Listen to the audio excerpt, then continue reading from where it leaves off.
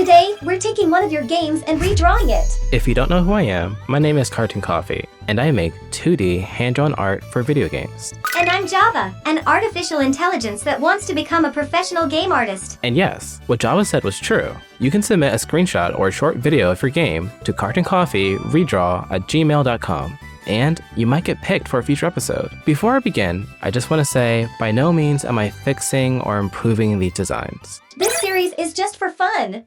So, who's our first victim? Today's submission is Wallrun Dot Love by I.I, and it's actually from a game jam. A game jam? Yes, it was a game made in less than 48 hours, which is really impressive considering how great it looks. Yeah, the colors are fantastic. The game already has a very striking palette, so I'm not going to touch that.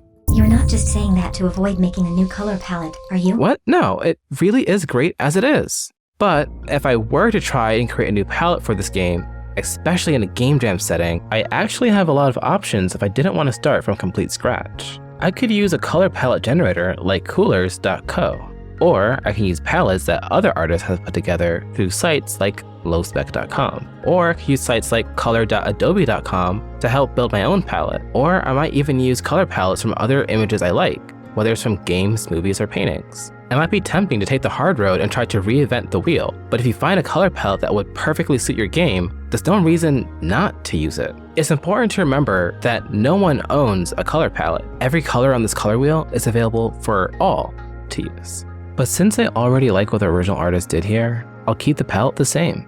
Steal from other humans. Got it. As for the rest of this, we're going to break down this redraw into 4 main sections: character redesign, enemy redesign, environment redesign, and interactable objects. Do you know any time-saving techniques for making characters? Actually, once again, the original artist did something really clever for this. The game uses a silhouette style for the characters.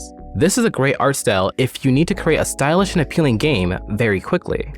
If you're short on time, or a bit newer to art, simplifying your character like this can be a huge boost to both the overall quality of your presentation and the speed of your production. Sounds like a cheat code. Yeah, it actually kind of is. I'm going to keep the idea of the mostly silhouetted character, but I won't be doing it in pixel art. Can't you just trace over the original art? Well, you could, but... Completed. Okay, well, this actually isn't too bad. But what I was gonna say was that this game is actually a very fast-paced and acrobatic game, so we should keep that in mind when redesigning the character. This version of the character is very... boxy. Boxy? What's wrong with being boxy? Nothing, but it doesn't emphasize the ninja-like wall-running capabilities of our player character. Boxy ninjas can be a thing. Square shapes tend to make things feel sturdy, stable, and unmovable. Circle shapes make things feel soft, safe, and inviting. Triangle shapes make things feel sharp, fast, and dangerous. We need something with more sharp triangle shapes. Okay, so now we're getting somewhere. But we can push this design a little bit more. You see, I like the hat a lot more, but the body still feels too boxy. Sometimes it could take a few tries before landing on a design you really like. Let's do one more try, and this time, really push it. What do you think? Yeah, using these aggressive pointy shapes really does make the character look fast and dangerous. Using a similar process, let's recreate the anime. Let's trace over the silhouette again to get a better sense of what we're dealing with. It's basically this teardrop shape with legs, no arms, and a heart on its face. These are the elements I like to keep in the redesign. Okay, so similar to the last example, we want this enemy to appear more dangerous. That means that this character is too round? Exactly. Let's try a version with some more sharp edges. Yes, I like the sharp edges. Yeah, me too. But this design still isn't sitting quite right with me. Maybe it needs an evil smile? That's not it. Let's take a step back and think about what we had going on originally. Teardrop shape, heart-shaped eyes, legs, and no arms. Okay, I think I have an idea. How's this? It ticks off all the boxes. I like it. I think I'll do one more pass to adjust the pose, and done. That's our monster. Now that the characters are completed, let's talk about the background. Staring at a blank screen can be pretty daunting, so let's add the sky in, block in the ground, and toss in our characters. Now this is starting to look like something. A sky and a ground is the bare minimum you'll need for a scene like this, so right now we can technically call this finished. This is looking really nice, CC, but what if we wanted to take this up another level? Okay, what if we added some subtle variation to the ground so it looks a bit more organic? like you're standing on a rocky surface. Can you turn this large pillar into an organic object as well? Sure. How about a tree? Yes, much better. We can add some depth to the scene by bringing the mountains back in. The original game had one layer of mountains, but with two, we can introduce some parallax to the scene.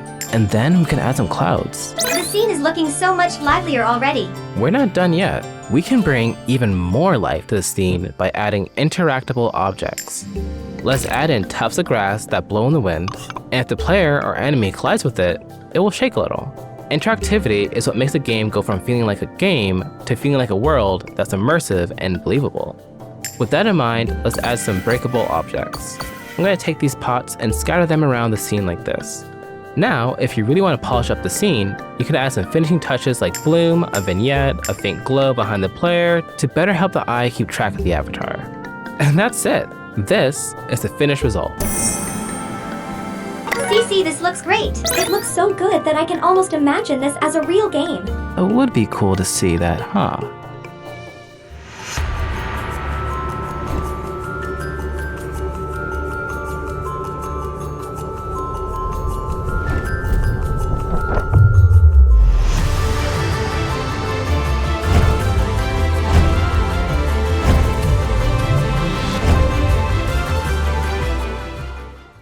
Okay, there were a few steps I left out, but I wanted the true reveal to be a big surprise. A big factor in a game's visual appeal is the final touches like post-processing and VFX. And I used the VFX inside my Mega Pack to save me a ton of time. Link in the description. And again, if you're a game developer, you can submit a screenshot or a short video of your game to cartooncoffeeredraw@gmail.com for a chance to get picked for a future episode.